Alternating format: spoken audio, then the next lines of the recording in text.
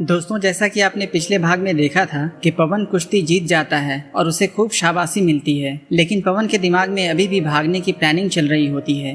अब आगे पवन गार्डन में बैठकर प्लानिंग कर रहा होता है। तभी उसके दिमाग में वहां से भागने का एक तरीका आता है और वो घर की तरफ जाने लगता है और जाकर अवनी के पापा से कहता है, अंकल, अभी थोड़ी देर पहले मुझे मेरे एक दोस्त का फोन आया। वो दिल्ली आया हुआ है, मुझसे मिलने की जिद कर रहा है। मैं सोच रहा था कि जाकर उससे मिल लूं, अगर आप कहें तो। पवन ने हिचकिचाते हुए कहा, पापा बेटा, अभी तो काफी रात हो रही है, कल सुबह मिल लेना। पवन, अंकल, वो क्या है ना कि सुबह 5 बजे उसकी यूएस की फ्लाइट है, तो इसलिए जाना होगा। बहुत खास दोस्त है मेरा। पापा, ठीक है, एक गार्ड को अपने साथ ले जाओ। पवन घबराते हुए, नहीं नहीं अंकल जी, गार्ड क्या करेगा वहाँ? मैं अपनी कार से चला जाऊंगा और 2 घंटे में वापस आ जाऊंगा, आप चिंता मत कीजिए। पवन का दिल बहुत तेजी से धड़क रहा होता है। वो सोच रहा होता है कि अगर इन्होंने मना कर दिया तो मैं यहाँ से नहीं निकल पाऊंगा। पापा, ठीक है, जाओ, जब इतना खास दोस्त है तो मिलाओ। पवन अंदर ही अंदर बहुत खुश हो जाता है। खुशी से अवनी के पापा को गले लगा लेता है। Thank you uncle, thank you so much. ये बोलकर वो बाहर की ओर जाने लगता है। बाहर जब वो अपनी कार का गेट खोल ही रहा होता है, तभी उसे एक आवाज सुनाई देती है। पवन, कहाँ जा रहे हो? अवनी की माँ पवन को पीछे से आवाज देती है। पवन, अपने एक दोस्त से मिलने जा रहा हूँ आंटी जी। अवनी की माँ, दोस्त से मिलने जा रहे हो या भाग रहे हो? पवन, क्या क्या बोल रहे हैं आप? भाग नहीं रहा हूँ, दोस्त से मिलने जा रहा हूँ। पवन डरते हुए बोलता है। अवनी की माँ, मुझे सब पता है, तुम वो लड़के नहीं हो जिससे अवनी शादी करने वाली थी। पवन ये सुनकर चौंक जाता है। आपको अवनी ने सब बता दिया क्या? अवनी की माँ, मुझे अवनी ने कुछ नहीं बताया, मैंने तुम दोनों की सारी बातें सुन ली थी। आज सुबह जब अवनी अपने पापा के कमरे से बाहर निकलकर तुमसे बात कर रही थी, तब मैंने वो सारी बातें सुन ली थी। बस बेटा, मैं तुमसे ये बोलना चाहती हूँ कि तुम अवनी से शादी कर लो। एक बार उसका दिल टूट चुका है, अब दोबारा हुआ तो वो सह नहीं पाएगी। वो दिल की बहुत अच्छी लड़की है, बिल्कुल साफ दिल इंसान है वो। तुम यहाँ से कहीं मत जाओ, मैं तुम्हारे आगे हाथ जोड़ती हूँ। पवन, अरे आंटी जी, ये क्या कर रही हैं आप? प्लीज ऐसा मत कीजिए। पवन उन्हें देखकर भावुक हो जाता है। आंटी जी, आप मेरी बात सुनिए। अवनी और मैं एक दूसरे से प्यार नहीं करते। अवनी भी ये शादी नहीं करना चाहती है। मैं जानता हूँ अवनी बहुत अच्छी लड़की है, पर जिस लड़के से वो प्यार करती है वो मैं नहीं हूँ। पवन उन्हें बहुत समझाता है, पर अवनी की माँ पवन की एक नहीं सुनती है, उल्टा पवन को ही समझाने लगती है। देखो बेटा, प्यार तो शादी के बाद भी हो जाएगा, एक बार शादी तो हो जाने दो। चलो ठीक है, माना कि अवनी किसी और से प्यार करती है, पर वो लड़का तो अब उसके साथ नहीं है ना, तुम हो उसके साथ। अगर तुम चाहो तो शादी से पहले उसके दिल में अपने लिए जगह बना सकते हो। पवन सोचने लगता है कि ये मेरी बात नहीं समझने वाली, और अगर मैंने ज्यादा कुछ बोला तो कहीं ये अंदर जाकर सच न बता दें कि मैं भागने वाला था। अभी मैं इनकी बात मान लेता हूँ, बाद में कुछ सोचूंगा। माँ, क्या हुआ बेटा? कुछ तो बोलो, कहाँ खो गए?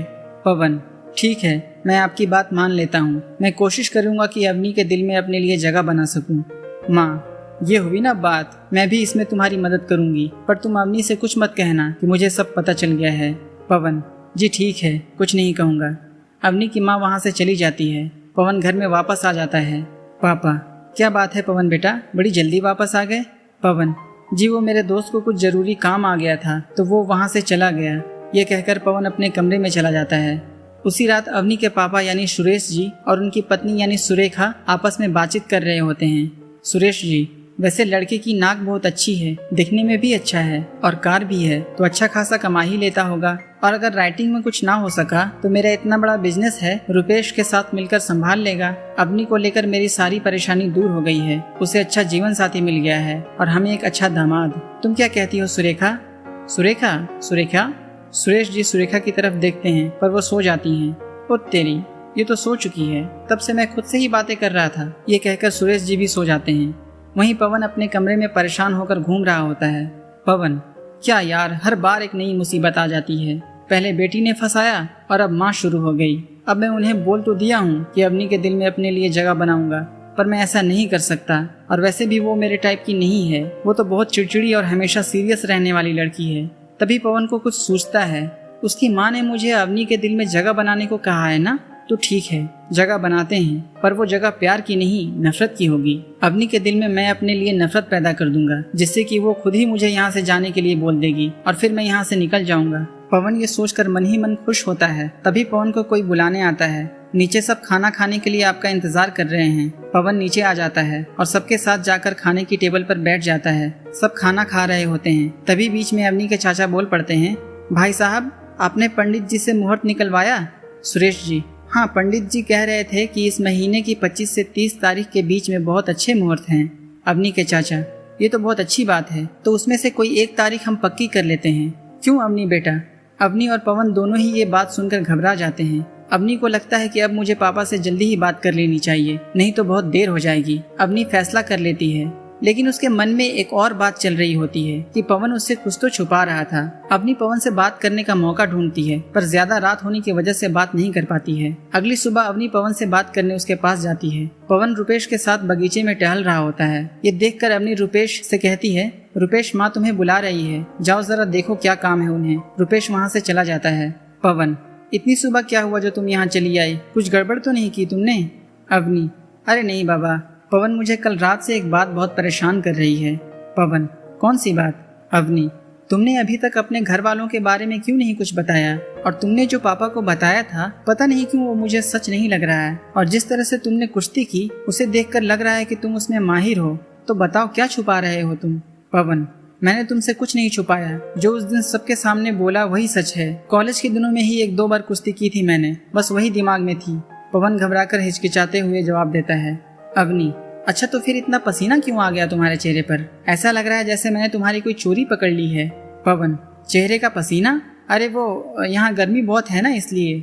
अच्छा, तुम्हें पीने की आदत तो नहीं है ना? या प्यार में दिल टूटने की वजह से दिमाग पर असर हो गया है, जो सुबह सुबह बहकी बहकी बातें बोले जा रही हो? मैंने कहा ना, जो बताया था वही सच है, चाहे तुम मानो या ना मानो, पर मेरा सर मत खाओ। पहले ही तुमने मुझे बहुत बड़ी मुसीबत में फंसा रखा है। अब मैं जा रहा हूँ, मुझे नहाना है, बाय।